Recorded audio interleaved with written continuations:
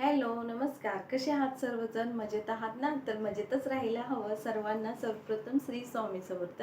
तर आज छान अशी मी तुम्हाला माझ्या घरची होम टूर देणार आहे. तर खूप दिवसाची इच्छा होती आणि तुम्ही माझी किचनची टूर पाहिलीच आहे आधी आणि आता परत एकदा तुम्हाला पाहायला भेटेल. तर होम टूर म्हणजे काय, घर म्हणजे काय, आधी रेंटनी राहतो त्यावेळेला वाटतं की स्वतःचं तरी घर असावं, किमान 2 रूम असाव्यात पण स्वतःच्या असाव्या, अशीच काहीतरी माझी अपेक्षा होती. ज्यावेळेला मी रेंटनी राहत होती त्यावेळेला सुरुवातीला आम्ही चंदननगरला राहायचो. तर पुण्यामध्ये चंदननगर खराडी वगैरे आहे ना तिथे. तर रेंटनीच तिथं राहायचो. त्यानंतर आम्ही शिक्रापूरमध्ये शिफ्ट झालो, ज्यावेळेला आम्ही स्वतःचं घर घेतलं, स्वतःचा फ्लॅट घेतला. जास्त मोठा नाही, छोटा आहे.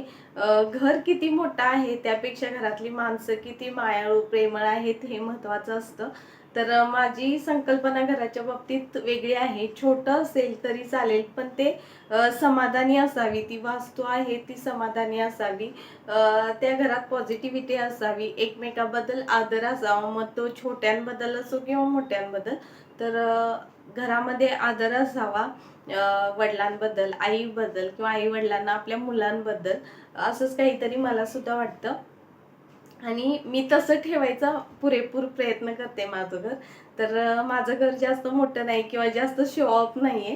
तर जसं आहे तसं मी दाखवते आणि असं नाही की मी आवरावर केली आहे तुम्हाला होम टूर दाखवायसाठी. रेग्युलर माझं घर असंच असतं. आता तसमही छोटा आहे, तुम्हाला माहीत आहे, तुम्ही व्हिडिओमध्ये पाहिलं असेलच. तर त्याच्यामुळे जरा भिंती वगैरे खराब झालेले आहेत. तर काही हरकत नाही. कसं लहान मुलं ज्यांच्या घरी आहेत त्यांना माहीत असेलच. तरी सुद्धा मी पुरेपूर स्वच्छ ठेवण्याचा प्रयत्न करते. चला तर मी माझं घर सगळं तुम्हाला दाखवते आणि व्हिडिओ कंटिन्यू पहा. म्हणजे तुम्हाला सुद्धा घर पाहायला भेटेल. त्याबरोबर माझं काही चुकत असेल तर मला सजेशन द्या, बाबा ही वस्तू अशी ठेवायची, अशी ठेवायची नाही, किंवा कोणतीही असो तुम्हाला जी चांगली वाटली किंवा वाईट वाटली ती वस्तू तुम्हाला किंवा गोष्ट तुम्ही माझ्याशी शेअर करू शकता. त्यासाठी व्हिडिओ कंटिन्यू पहा. चला तर मग आपण घर पाहूया.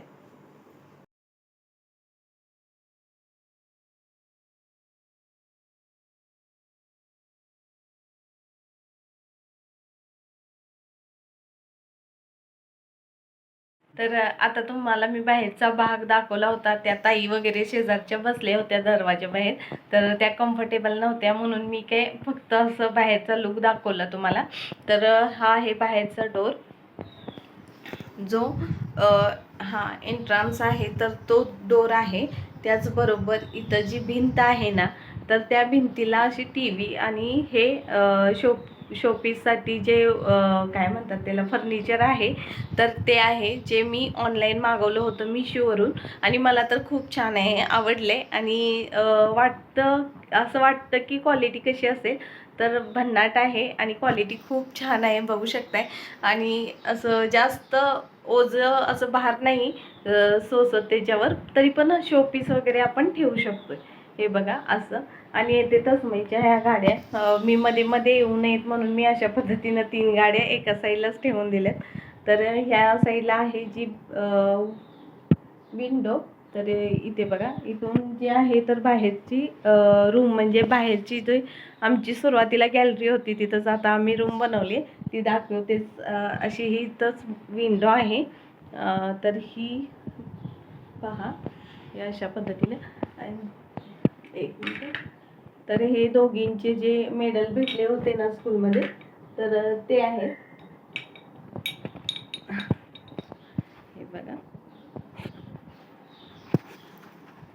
तर त्याचबरोबर ह्या साईडला जो फ्रंटचा दरवाजा आहे त्याच्या समोरच सोफा येतोय, जो एलमध्ये येतो. तर अशा पद्धतीनं आमचा सोफा आहे. तर तुम्ही पाहिला असेलच बऱ्याच वेळा व्हिडिओमध्ये. तर अशा पद्धतीनं समोरच, जेणेकरून सोफ्याच्या समोरच असा टी व्ही वगैरे दिसतो. त्याचबरोबर रूममध्ये जरी मी बेडवर झोपले ना तरीसुद्धा दिसते टी व्ही. तर इथे बघा.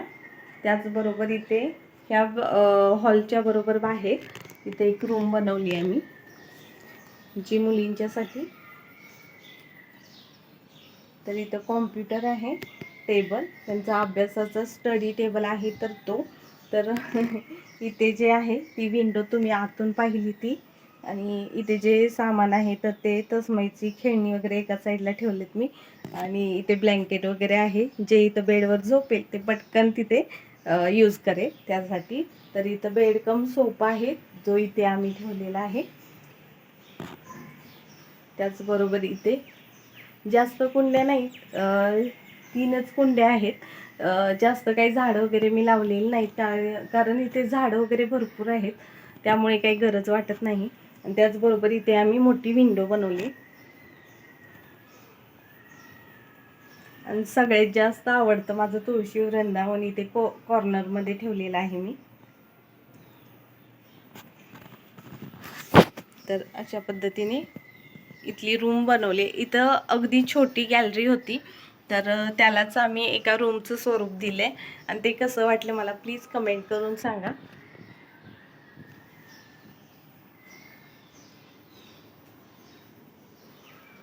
परत एकदा त्याची झलक बघा. तर मुलींना कम्फर्टेबल अभ्यासासाठी असावं म्हणून मी त्याचा वापर अशा पद्धतीने केलेला आहे. तर जेव्हा हॉलमधून आतमध्ये एंट्री करतो तर हे बघा, लगेच किचनची एंट्री आहे. इथेच मी आत आलेले, इथे देवघर ठेवले.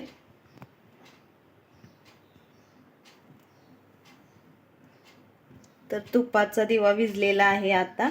अगरबत्ती यातून छान धूर निघतो साईडून जो असतो तो, आणि बाहेर त्याचं हे पडत नाही, जे आपण अगरबत्तीची राख वगैरे असते ना साईडला पडत नाही, म्हणून मी हे ठेवते. त्याचबरोबर देवाची मांडणी वगैरे कशी आहे मला कमेंटमध्ये सांगा. आणखीन एक गोष्ट श्रीयंत्राबद्दल मला विचारायची होती. जे मी श्रीयंत्र घेतलेलं आहे तर ते योग्य आहे का? एक मिनिट.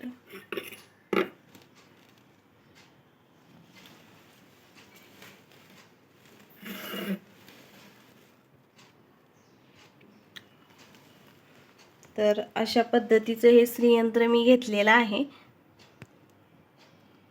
तर कोणत्या साईडून ठेवायचं हेच मला समजत नाहीये, कारण एकसारख्या लाईनी याला दिसल्याच नाही, तर जे टोकं वगैरे म्हणतात ते.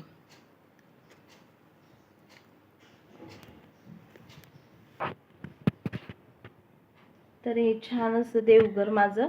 आणि तस्मयमुळे मी हे देवघर आधी खाली होतं, नंतर मी टेबलवर ठेवलेलं आहे, जेणेकरून इथं सुद्धा नैवेद्याचं ताट किंवा आरतीचं ताट ठेवायला हा स्पेस उपयोगी पडतो. आणि असं माझं देवघर आहे. तर किचनमध्येच देवघर आहे, त्याचबरोबर इथे किचन आहे. बेसिंग, भांडे वगैरे आत्ताच आवरलेत. माझं सगळं स्वयंपाकाचं वगैरे झाल्यानंतर क्लीन वगैरे करून घेतलं. आणि इथे बघा, तुम्ही किचनमध्ये पाहिलेच असतील तिखट मिठाच्या बरण्या वगैरे. इथे एक विंडो आहे. तर मी किचन टूर केली होती त्यावेळेला बऱ्याच जणांनी मला सांगितलं की औषधं किचनमध्ये नसावीत. तर काय झालं की आता वातावरण असं झाले की सर्दी वगैरे मुलांना येतेच, त्यामुळे औषध दिले की इथंच ठेवायचं. आणि इथं असलं की मला आठवण होते की बाबा औषध पी म्हणून. शिवाय त्यांची सुद्धा काही औषधं टॅबलेट आहेत, त्यामुळं मी इथं असलं की आठवण करून देते, त्यामुळं इथेच ठेवलेली आहेत. इथे बघा, हे रॅक तुम्ही पाहिलं असेलच बऱ्याच वेळा. लागणाऱ्याच गोष्टी इथं ठेवलेल्या आहेत, चहाचं बिस्किट वगैरे, आणि बाकी मग सँडविच मेकर वगैरे किंवा मिक्सरची भांडे, राईस कुकर, ओव्हन असं ठेवलेलं आहे. इथं खलबत्ता आहे. त्याचबरोबर इथं माझी भांड्याची रॅक आहे. आणि या साईडला असा फ्रीज आहे. त्याचबरोबर किचनमधूनच समोर असं तर वॉश बेसिंग आहे. त्याचबरोबर वॉशरूम, टॉयलेट आणि बाथरूम इथंच आहे. असं एक मिनटं, हां असं. तर मी फ्रंट कॅमेरा केला आहे कारण तुमच्याशी कॉन्टॅक्ट करता यावा किंवा तुमच्याशी जी वस्तू आहे ती शेअर करता यावी यासाठी. तर इथे सुद्धा अशी लाईट लावते, एक मिनिट. अशा पद्धतीने मी ऑर्गनाइज म्हणता येणार नाही, जे आहे ते एकदम सिंपल. स्टाईल वगैरे लावलेली आहे इथे. तर अशा पद्धतीने इथे वॉश बेसिंग वगैरे आहे. त्याचबरोबर सरळ समोर तुम्हाला दिसत असेल तर इथे आमची बेडरूम आहे. ट्रायपॉड, जो आता प्रत्येक ब्लॉगरचा उपयोगी वस्तू म्हणता येईल तर तशी. तर इथे बघा समोर बेड, आणि समोर बेडवर इथून डायरेक्ट टी व्ही दिसते. इथं जरी झोपून बघितलं ना तर डायरेक्ट टी व्ही वगैरे दिसते, आराम करत पाहू शकतोय. तर इथे मी शिवाजी महाराजांचा फोटो लावलाय.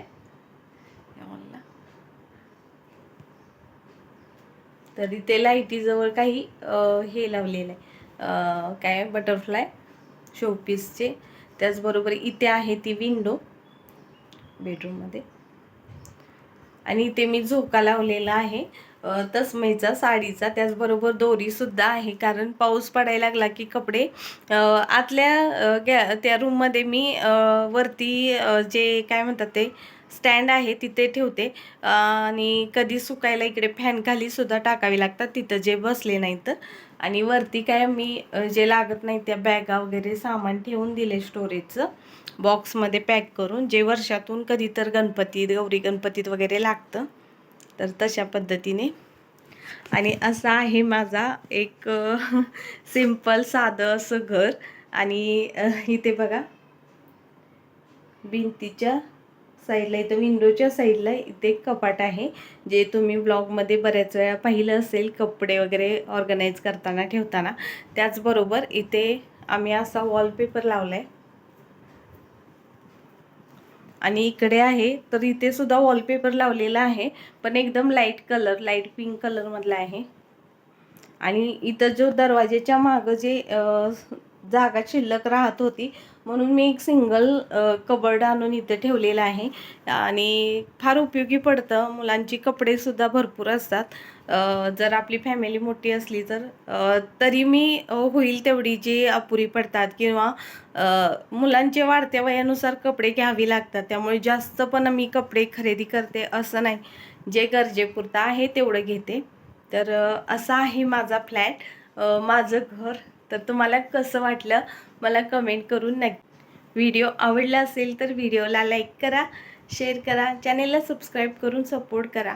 आपण पुन्हा भेटूया छानशा आणि नवीन व्हिडिओसोबत. तोपर्यंत बाय अँड टेक केअर.